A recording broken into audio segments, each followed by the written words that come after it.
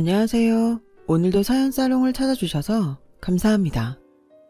올해로 딱 65살이 된 강원도에 사는 주부입니다. 저보다 나이가 더 많으신 분들도 계시겠지만 나이를 먹고 좋은 점이 있다면 사는 게 다 고만고만해 보인다는 거예요.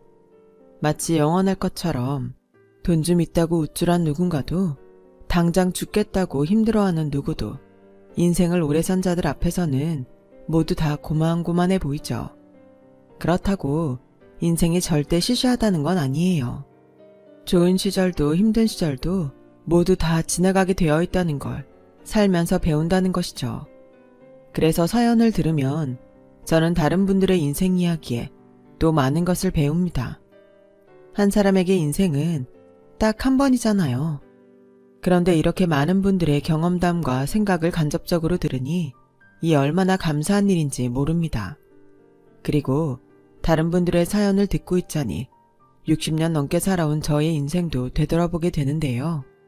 그리 굴곡이 많은 인생은 아니었지만 제 인생에서 가장 큰일이었던 2년 전 이야기를 한번 들려드릴까 합니다. 저에겐 4살 터울의 아들 둘이 있어요.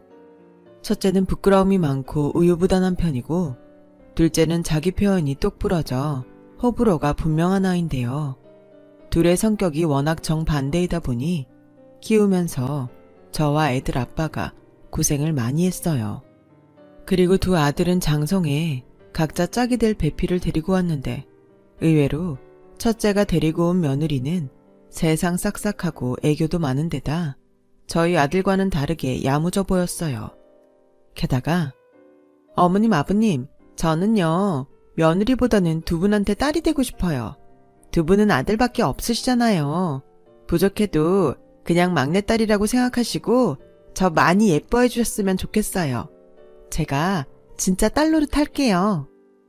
라며 말도 어쩜 저리 예쁘게 하는지 그 말 그대로 딸이 없었던 저와 남편은 딸 같은 며느리가 되어준다는 그 말이 참 고마웠어요. 나중에 이 딸 같은 며느리에게 호되게 당할 줄은 그때는 미처 몰랐던 거죠. 그렇게 순진한 저와 남편은 싹싹한 첫째 며느리를 보고 우리 큰애가 어디서 저런 야무진 아가씨를 데리고 왔나 하며 기특하게 생각했는데 첫째 며느리의 본색을 알기까지는 그리 오래 걸리지 않았어요. 엄마, 민석이 월급 많이 받아? 원래 공무원은 연봉이 높나? 글쎄, 걔가 월급 받아서 나 주는 것도 아닌데 내가 그걸 어떻게 알아? 생전 지 동생한테 관심도 없더니? 왜? 갑자기 동생이 얼마 버는지 궁금해졌어?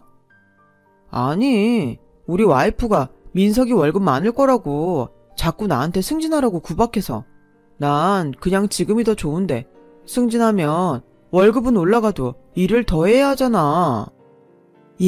그건 네 처말이 맞아. 남편이 승진을 해야 집안 살림이 나아지지. 너 애 안 낳을 거야? 아니, 낳아야지. 난 최대한 많이 낳고 싶은데. 거봐, 너 애 하나 키우는데 돈이 얼마나 드는 줄 알아? 원래 마누라 말 들으면 자다가도 떡이 나온다고 했어. 그러니까 동생이랑 비교당하지 말고 너도 네 와이프 말대로 열심히 일해서 승진해. 에이, 엄마까지 그래.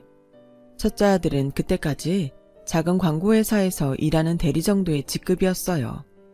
원래 태생부터 성격이 욕심이라고는 찾아볼 수 없었던 첫째라 그냥 회사에 다니는 걸로 만족하는 편이었죠. 그에 반해 둘째 아들은 워낙에 혼자 지 앞가림을 잘하는 아이라 저 스스로 대학을 다니면서 공무원 시험을 준비했고 대학 졸업 후 바로 공시에 붙어 7급 공무원이 되었는데 첫째 며느리가 종종 지 남편과 도련님인 둘째를 비교했던 모양이었어요. 저는 그때까지는 아무리 첫째가 지 와이프한테 잔소리를 듣는다고 해도 첫째 며느리를 이해했는데요.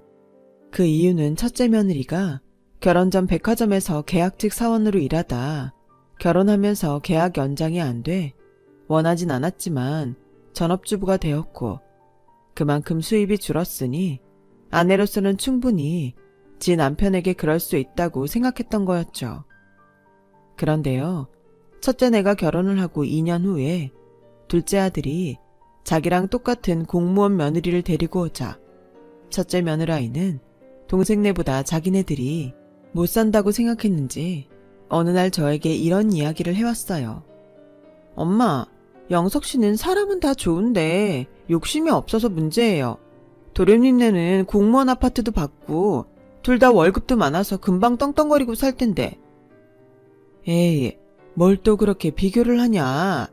둘 다 내 아들이지만 네 남편이 민석이보다 착해.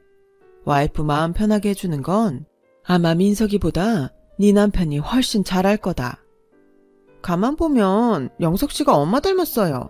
난 마음 불편하게 해줘도 되니까 영석 씨가 욕심을 좀 부려서 승진도 하고 성과급도 받고 그랬으면 좋겠는데 우리 집은 어쩔 수 없이 제가 총대를 매야 할 것 같아요.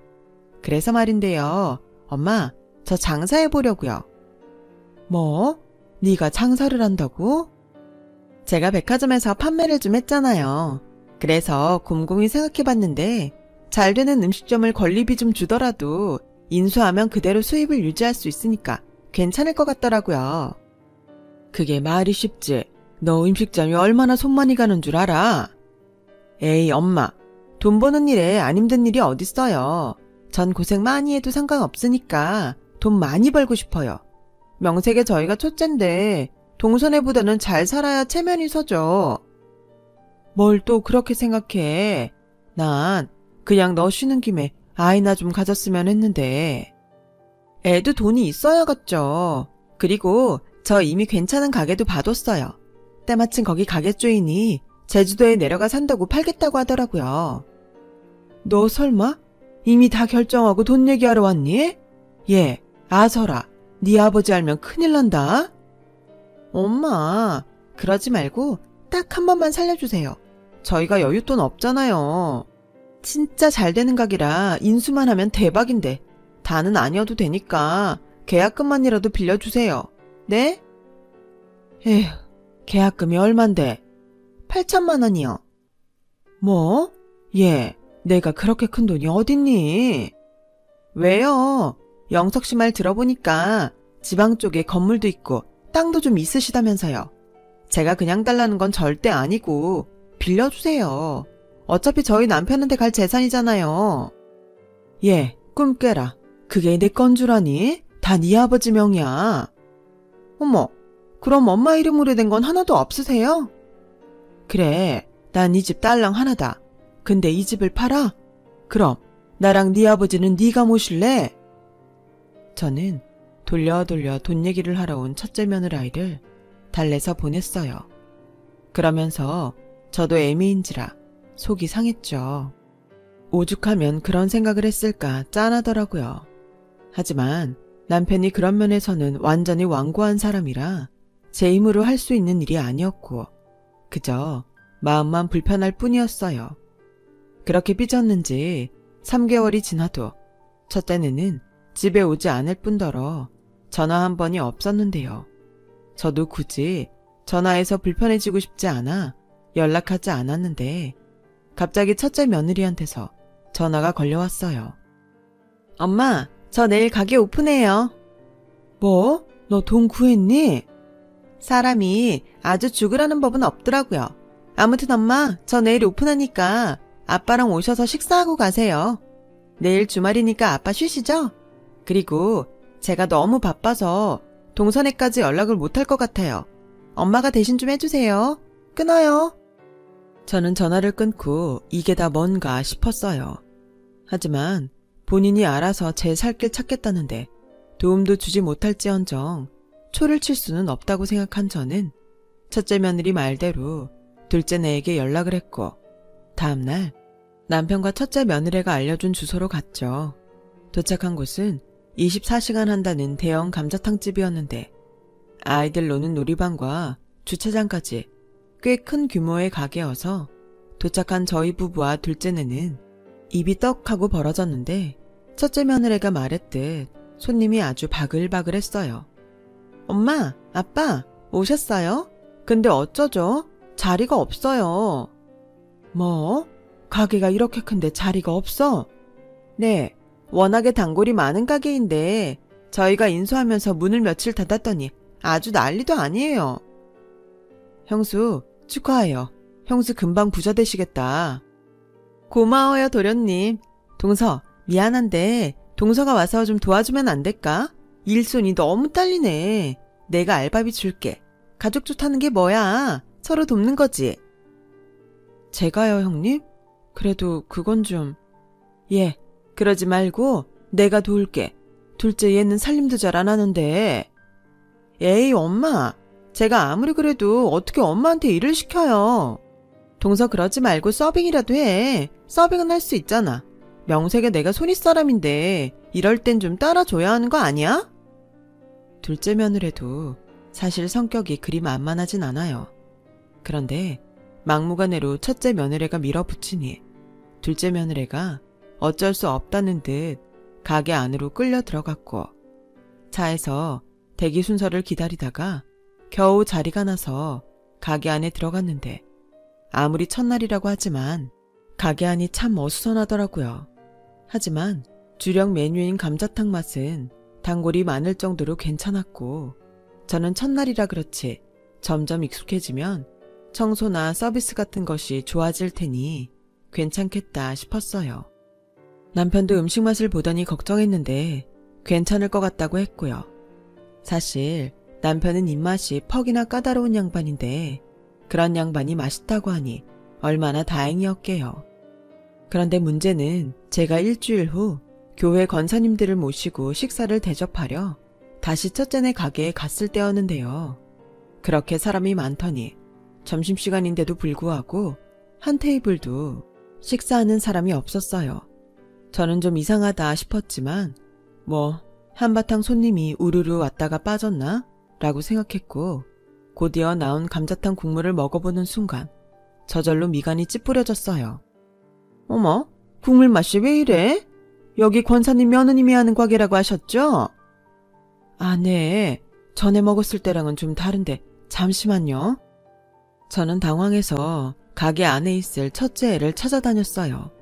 그런데 가게 안에는 첫째 애가 없었고 일하는 종업원들만 있었는데 제가 사장님 어디 갔냐고 물으니 오후 늦게나 잠깐 온다고 하는 게 아니겠어요? 아니, 오픈한 지 일주일밖에 안 됐는데 얘가 제정신인가 싶었던 저는 첫째 며느리한테 바로 전화를 걸었고 첫째 며느리는 30분 후 가게로 들어왔는데 제가 분명 전화로 이전하고 국물 맛이 다르다고 고기도 너무 질기다고 말했음에도 생글생글 웃으며 이렇게 말을 하더라고요. 오셨어요? 미리 알았으면 제가 신경 좀 썼을 텐데 음식은 입에 맞으세요?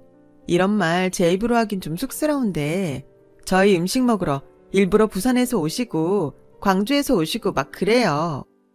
얘, 너 지금 그럴 때가 아니야. 너 국물관은 봤니? 너 이 가게 인수받을 때 음식 레시피도 같이 전수받은 거 아니었어? 맞아요. 그리고 저 그 사람들이 알려준 대로 주방 이모한테 해달라고 한 건데? 뭐? 네가 직접 하지도 않았어? 누가 하던 레시피대로만 하면 되는데요 뭐. 굳이 제가 할 필요는 없죠. 너도 참. 됐고 이거 먹어봐라.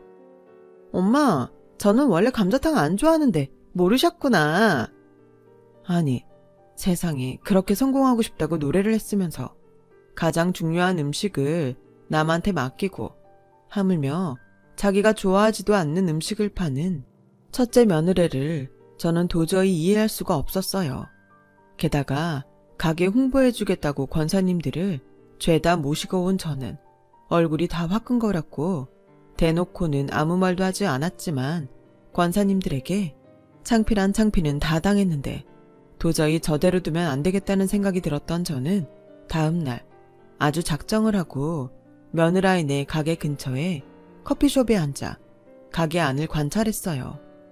커피숍 사장이 싫어할까봐 케이크며 샌드위치 그리고 커피를 비롯한 각종 음료를 시키며 내내 며느라이네 가게 안을 살폈는데요. 제가 한 5시간가량을 보고 있는데 딱 3팀 정도만 가게 안에 들어가 식사를 하더라고요.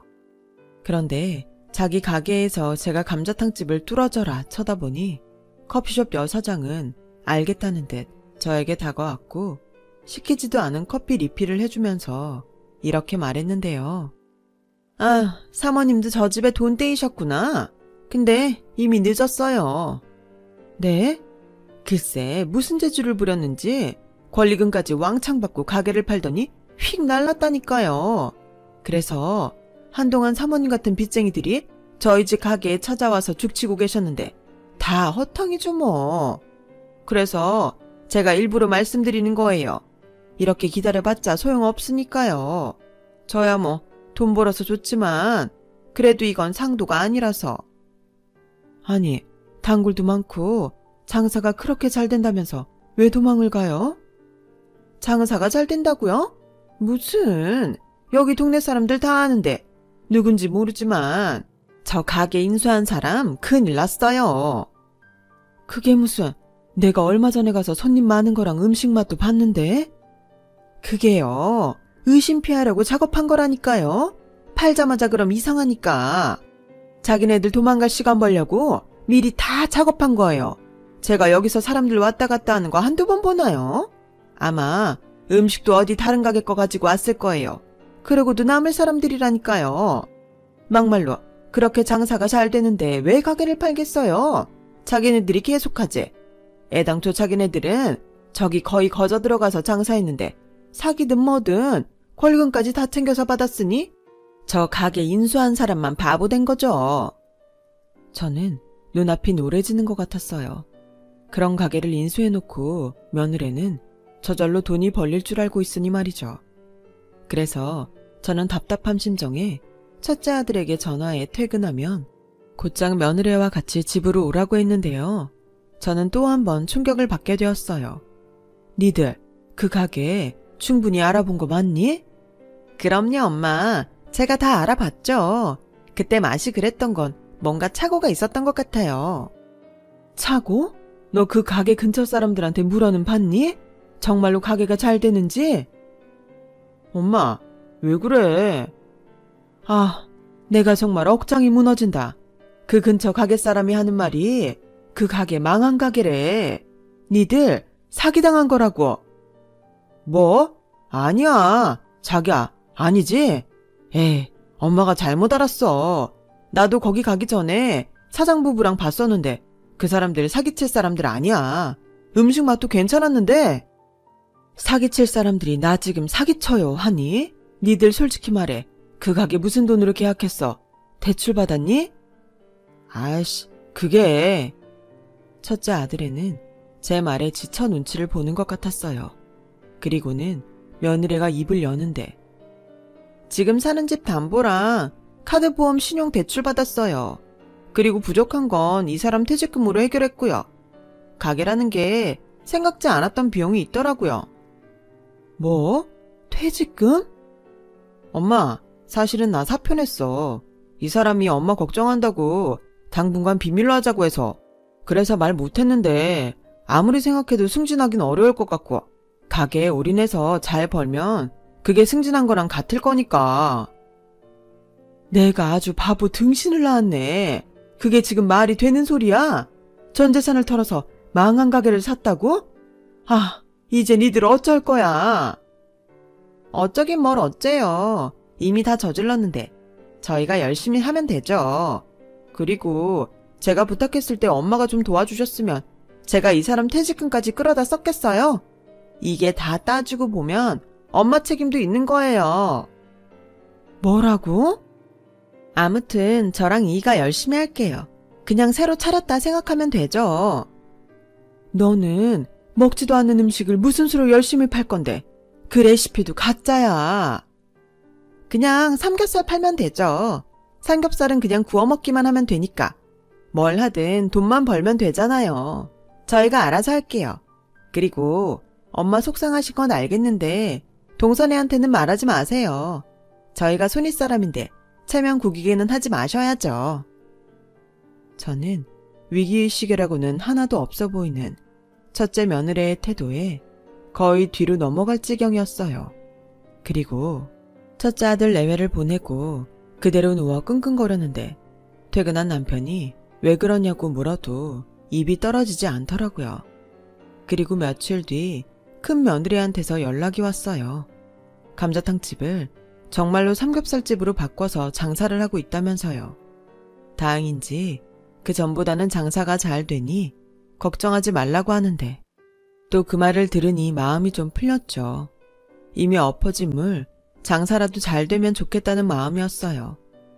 그렇게 1년 정도가 지났어요.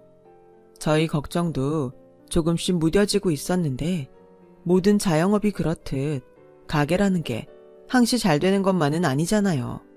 청결이며 재료 관리까지 잘은 몰라도 할 일이 많을 텐데 어쩐지 큰 며느리는 도통 가게에 관심이 없어 보였고 빚도 많은 누구랑 어울려 다니는지 골프다 해외여행이다 정신이 완전히 나갔더라고요. 그래서 가게는 첫째 아들이 거의 상주하며 운영하는 것 같았는데 저는 그 사실을 정말 몰랐어요.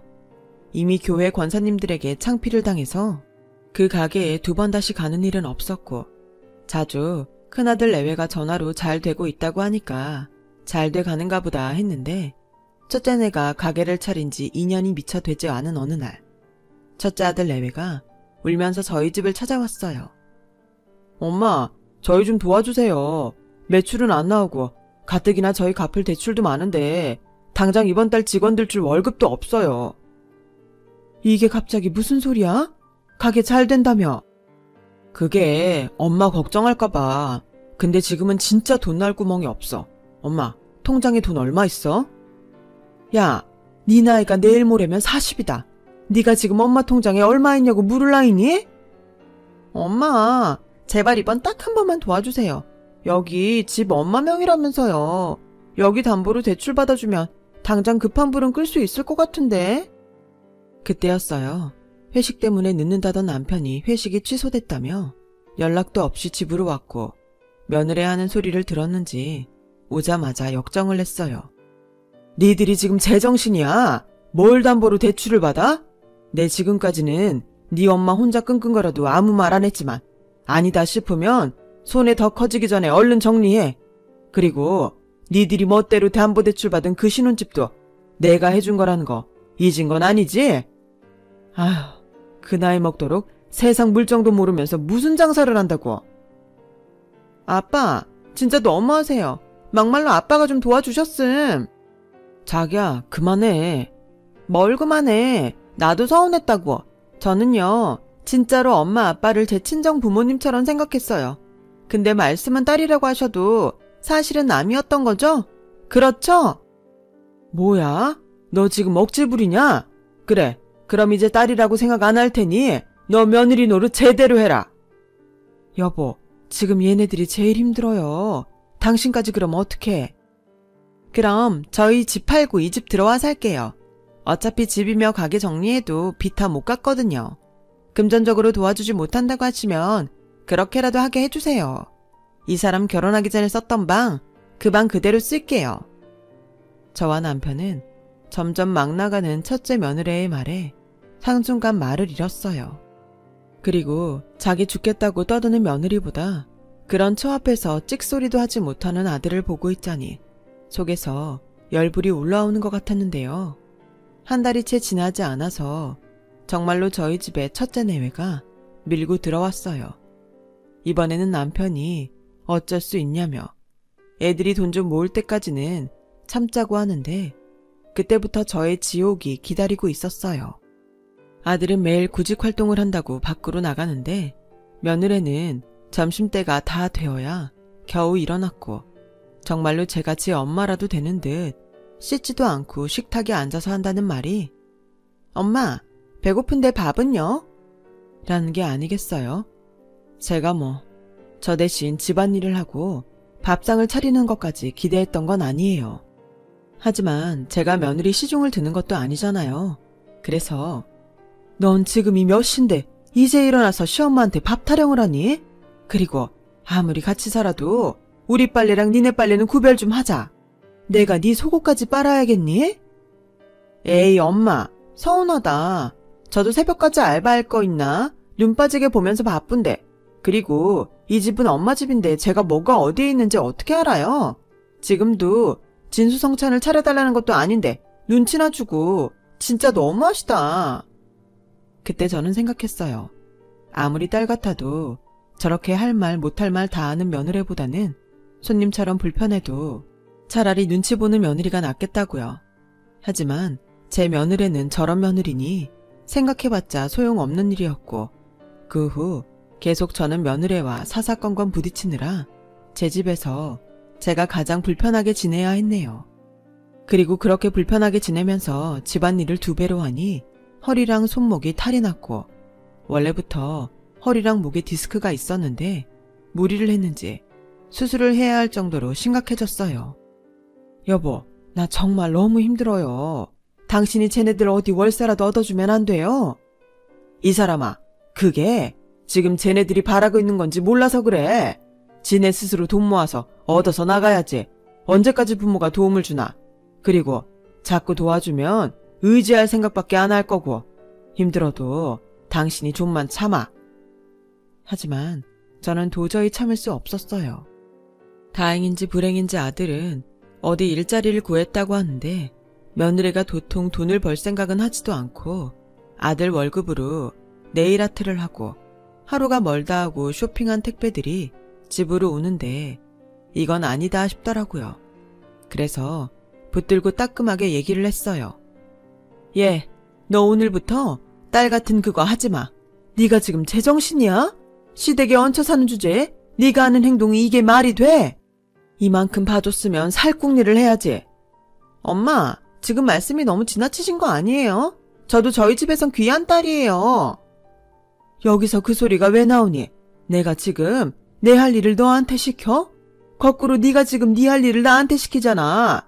청소며 빨래며 하물며 지 남편 밥이라도 네가 챙겨봤어? 그거야. 여긴 저희 집이 아니니까요. 그리고 엄마 아들 밥 챙겨주시는 건데 그것까지 싫으세요? 그렇게 싫으시면 아빠한테 말씀드려서 어디 전세라도 얻어주시면 될 일인데 그 많은 재산 죽을 때 싸들고 가실 거예요. 욕심도 너무 부리면 흉해요.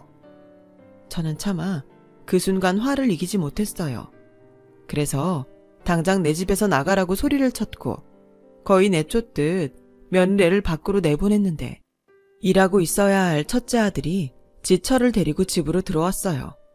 엄마가 정말로 이 사람 내쫓았어? 말도 막했다며. 내가 남이야? 자식인데 진짜 너무하네. 너무해? 너무한 건 니네들이지. 넌 네 차만 보이고 엄마 고생하는 건 안 보이냐? 엄마 곧 있음 수술도 해야 해. 엄마, 우리 와이프 임신했어. 알지도 못하면서. 뭐? 그때였어요. 그렇게 도끼 눈을 뜨고 있더니 며느리가 서러운 듯 울기 시작했고 그러면서 저한테 2줄이 선명한 임신 테스트기를 보여주는데 정신이 아찔하더라고요. 임신이라니. 여태 아무 말도 하지 않다가 갑자기 이러니 저는 뒤통수를 3개 얻어맞은 것 같았어요. 그리고 전세는 완전히 역전이 돼서 얘들 아빠인 남편까지 며느리 편을 드는데 기뻐해야 할 손주 소식이 그때는 반갑지 않았어요. 그리고 그 후에는 아주 저를 하녀처럼 부리고 또 제가 하는 말에 대꾸도 하지 않으면서 상전 노릇을 하더니 어느 날 저한테도 기회라는 것이 왔어요. 그때는 제가 교회에서 봉사활동이 있어 외출했다가 허리 상태가 영 아니어서 양해를 구하고 집으로 돌아온 날이었어요. 그런데 첫째 며느리가 안방에서 뭘 하는지 제가 집에 들어온 줄도 몰랐고 가만히 며느리가 뭘 하나 관찰을 하고 있었더니 세상에나 화장대 서랍에 있는 제 목걸이며 반지 같은 귀금속들을 집 파우치에 집어넣고 있는 게 아니겠어요? 살다 며느리한테 도둑을 맞고 있다니 저는 순간 복중퇴하고 뭐고 이성을 잃었어요. 너 지금 뭐 하냐? 어디 할 짓이 없어서 시애미 물건을 훔쳐? 네가 아주 단단히 미쳤구나. 훔치다뇨. 산부인과 가야 하는데 좀 허전해서 잠깐 빌리려고 한 건데요. 지금 그 소리를 나한테 믿으라고? 당장 일이 내. 엄마, 아니 엄니, 어차피 이거 안 차시잖아요. 하시지도 않으면서 그냥 저 주세요. 다른 시어머니들은 며느리가 임신하면 옷도 사주고 명품 백도 사준다는데 어머님은 저한테 뭐 하나 해주신 것도 없잖아요. 이젠 아주 뻔뻔하기까지? 그거 내 친정엄마 유품이야. 탐낼 걸 탐내야지. 유품이면 원래 물려주고 그러잖아요. 제가 잘 보관할게요. 뭐야? 당장 이리 안 내? 확 경찰에 신고할까 보다. 그렇게 창피하지만 저는 며느리와 머리채를 잡고 한바탕 싸움을 벌였어요. 그리고 당연히 힘에서 밀린 제가 며느리의 손에 밀쳐져 넘어지고 말았는데 그때 제 입에서 악소리가 나면서 눈에서 번쩍하고 별이 보이는 게 큰일이다 싶었어요. 저는 그 길로 제 손으로 구급차를 불러 병원에 실려갔고 며느리는 제가 경찰에 신고하는 줄 알고 냅다 도망을 갔는데 제가 병원에 도착해 남편에게 수술해야 할 것 같다고 연락을 하자 남편과 둘째 아들 내외가 병원으로 달려왔어요. 그리고는 꼼짝도 못하고 수술만 기다리고 있었어요. 제가 너무 억울하고 분통이 터져 첫째 며느리가 돌아가신 친정엄마 유품을 가지고 도망갔다고 하니 남편 얼굴이 시뻘겋게 달아올랐어요. 화가 엄청 났던 거죠. 그리고 그 다음날 정말로 저희 부부가 화가 머리 끝까지 날 일이 있었는데요. 둘째 며느리가 제 물건을 가지러 집에 갔었는데 그때 첫째 며느리가 누군가 전화통화하는 소리를 들었대요. 초음파 사진 파신다는 분 맞으시죠? 제가 사정이 있어서 그런데 오늘 가지러 가도 될까요? 둘째 며느리는 그 소리를 듣고 깜짝 놀라 허겁지겁 대충 제 물건을 들고 병원으로 왔는데 정말 꼼짝 못해서 다행이지 저는 하마터면 며느리고 뭐고 첫째 며느리를 잡을 뻔했어요. 저라고 뭐 성질이 없겠어요. 그리고 단단히 벼르고 있는데 제가 수술을 마치고 나온 다음날 첫째 아들과 문제의 며느리가 뻔뻔히 병실로 찾아왔고 저는 곧장 둘째 며느리를 불렀어요. 제가 싸움을 못하니 저 대신 싸워줄 누군가가 필요했거든요. 어머 동서는 지금 일할 시간 아니야? 무슨 공무원이 이래? 세금 낭비네. 형님 임신한 거 거짓말이죠? 뭐라고? 나 참, 이젠 생사람 잡는 거야? 누가 그런 걸로 거짓말해. 그래요. 그럼 여기 병원이니까 저랑 같이 산부인과 가서 검사 받으세요. 동서, 지금 이게 형님이 나한테 할 짓이야? 내가 왜 동서 말을 들어야 해? 내가 시켰다.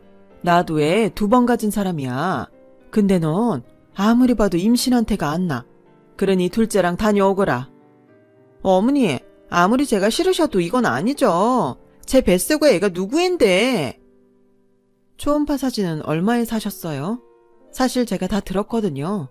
형님, 진짜 간도 커요. 자기, 그게 사실이야? 어제 나한테 보여준 우리 애기 사진, 그거 가짜야? 아이씨, 그래 가짜야. 진짜 요즘 왜 이렇게 재수가 없는지. 이게 다 자기랑 결혼해서 그래. 우리 이혼해. 첫째 며느리는 누가 봐도 궁지에 몰리니 도망가기 위해 쇼를 하는 것이 분명했어요. 그리고 둘째 며느리가 제 귀금속을 내놓으라며 병원에서 또 한바탕 소동이 일어났는데 적반하장도 유분수지 지가 먼저 더럽고 치사하다며 제가 고이 아껴서 보관했던 저희 엄마 유품을 지 가방에서 꺼내 바닥에 패대기를 치는 거 있죠. 그때 저는 소름이 끼쳤어요. 저런 애를 딸 같은 며느리라고 생각했다니 저런 애를 좋게 봤던 제 자신이 한심했는데 제 아들은 저보다 더 한심한 멍청이였어요. 이게 다 엄마가 저 사람 궁지에 몰아서 그래. 왜 가만히 있는 사람을 괴롭혀. 나 회사 가면 그렇게 구박했다며? 그날도 엄마가 저 사람 내쫓아서 내가 데리고 들어왔잖아. 난 우리 엄마는 시집살이 그런 거하고는 거리가 멀 줄 알았는데 정말 실망이야. 뭐야? 넌 지금 제 말을 믿어? 그리고 애당초 그런 가게를 잘 알지도 못하면 무리해서 하려고 한 것부터가 문제지. 사람이 능력이 없으면 지 분수대로 살아야지. 참, 허영심만 많아서는. 잘 살고 싶은 게 허영심이야? 우리 와이프는 뭐 잘 살면 안 돼? 아, 정말 저런 아들을 제 속으로 낳았다는 것이 믿기지 않았어요. 그리고 둘째 며느리 앞에서 어찌나 창피한지. 여태 잘 살아왔다고 자부했던 저는 그 순간만큼은 모든 것이 후회스러웠네요. 그 후 첫째 며느리는 지 친정으로 가버렸고 아들도 지 마누라 아니면 못 산다고 지 마누라 데려온다며 처갓집으로 갔는데요. 저는 영영 그것들이 돌아오지 않았으면 좋겠다고 생각하며 퇴원을 했어요.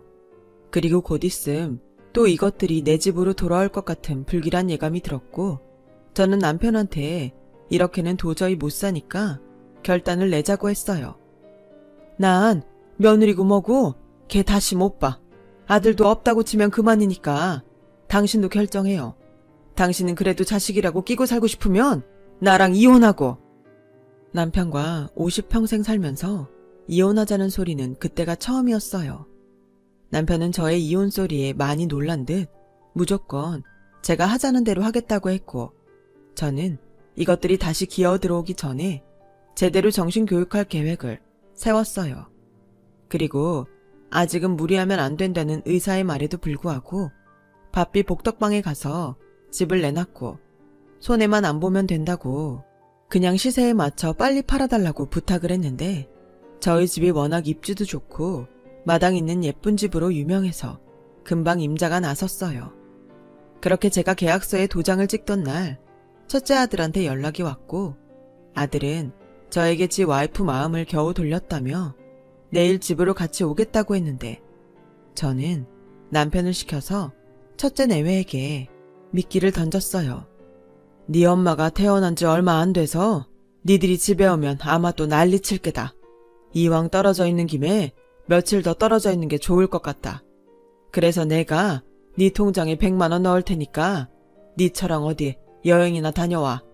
그럼 그 사이에 내가 네 엄마 좀 구슬려 놓으마. 아빠, 정말 우리 여행 다녀와도 돼요? 또 엄마가 뭐라고 할 것 같은데? 그건 걱정 마. 그러니 너네 어디 한 일주일 정도 푹 쉬다 와라. 알겠지? 남은 시간은 일주일.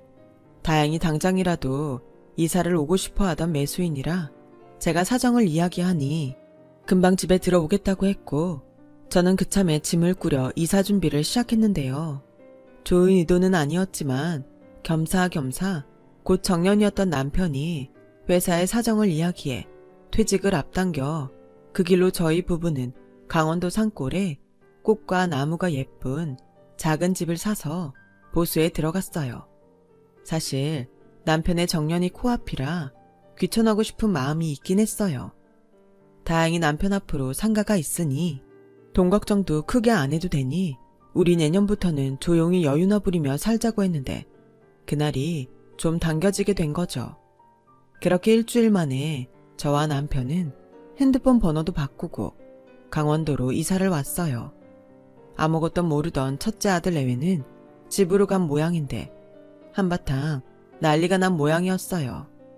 첫째 아들 내외는 영 모르는 사람들이 집을 차지하고 있자 황당했는지 둘째 아들에게 연락을 했고 제가 이미 신신당부를 해놨기에 둘째 아들은 이렇게 말했다고 하네요.